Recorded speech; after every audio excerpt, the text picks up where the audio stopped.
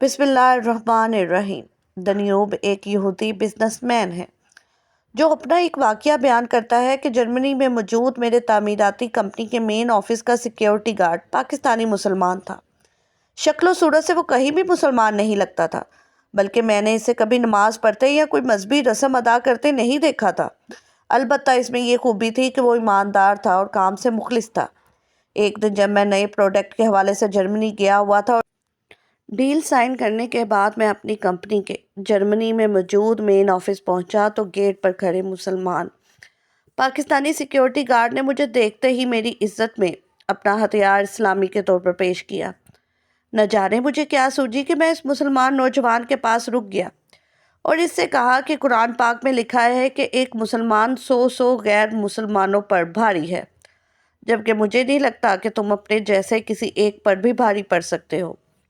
دنیوب کہتا ہے کہ پاکستانی مسلمان نے بہت تحمل سے میری بات سنی اور پھر میری تصدیق کرتے ہوئے بتایا کہ جہاں اللہ تعالیٰ نے 100 کافروں پر ایک مسلمان کو بھاری قرار دیا ہے، وہیں آگے اللہ تعالیٰ نے ایمان کے درجے کے مطابق کمزور مسلمانوں کے لیے 10 اور پھر 2 کافروں پر ایک مسلمان کو بھاری قرار دیا ہے۔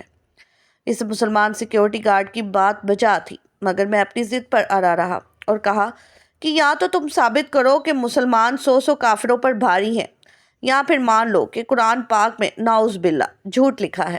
میں نے ابھی ایک قدم ہی اٹھایا تھا کہ مسلمان سیکیورٹی گارڈ نے مجھے مخاطب کرتے ہوئے کہا، سر، قرآن کریم کا ایک ایک لفظ سچ ہے، یہ میرا ایمان ہے اور میں بہت جلد آپ کو ثابت کر دوں گا کہ ایک مسلمان 100 کافروں پر بھاری ہے۔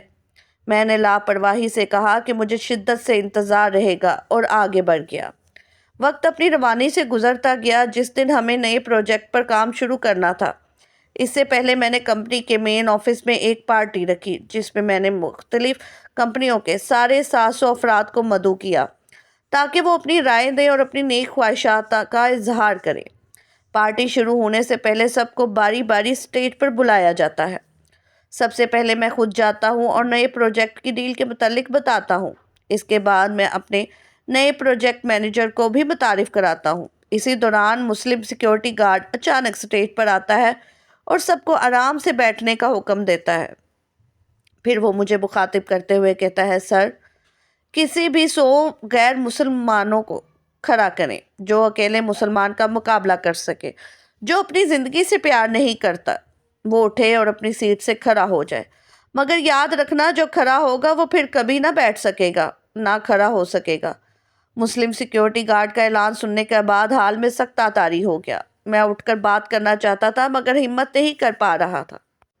تقریباً 1.5 منٹ تک یہی صورتحال رہی۔ اسی دوران کسی نے پولیس کو کال کر دی، مگر پولیس کی آمد سے پہلے ہی مسلم سیکیورٹی گارڈ دوبارہ مجھ سمیت تمام حاضرین سے مخاطب ہوتے ہوئے بولا، یہ میرے ہاتھ میں موجود بندوق خالی ہے، اس میں کوئی گولی نہیں ہے۔ یہ کہہ کر اس نے گن پھینک دی اور پھر کہا، ہے کوئی جو میرا مقابلہ کرے؟ اس کا جذبہ ایمانی جاگ چکا تھا، مگر کسی کی ہمت نہ ہوئی کہ اس کے مقابلے کے لیے کھڑا ہو۔ میں بس اپنے باس کو یہ بات سمجھانا چاہتا تھا کہ قرآن کریم میں جو کچھ بھی لکھا ہے وہ بالکل سچ لکھا ہے۔ قرآن پاک اللہ تعالیٰ کا کلام ہے اور اللہ تعالیٰ تو جھوٹوں پر لعنت بھیجتا ہے، پھر قرآن پاک میں جھوٹ کیسے ہو سکتا ہے؟ میں آج اور اسی وقت اپنی نوکری چھوڑ کر جا رہا ہوں جہاں میرے ایمان کو مشکوک بنا دیا جائے۔ اس کے ساتھ سیکیورٹی گارڈ نے مجھے مخاطب کرتے ہوئے سر کی بجائے میرا نام پکارا اور کہا، مسٹر دنیوب، یاد رکھنا، مسلمان آج بھی اتنا ہی طاقتور ہے، بس تم جیسے لوگوں کے نظریات نے ان کا ایمان کمزور کر دیا ہے، ورنہ آج تم نے آزما لیا ہے کہ ایک نیک مسلمان تم 700 لوگوں کو خالی ہاتھ کے بل بوتے پر دبا کر رکھ سکتا ہے۔ ابھی مسلم سیکیورٹی گارڈ کی بات جاری تھی کہ جرمن پولیس کے دستے حال میں داخل ہوئے۔ سب نے ہتھیار تان لیے، پوزیشن لے لی اور مخاطب ہو کر پوچھا کہ مسلم دہشت گرد کہاں ہے؟ کوئی اشارہ دے۔ میں نے بتایا کہ یہاں ایک سٹیج ڈرامہ ہو رہا تھا اور اس کے بعد وہ چلا گیا۔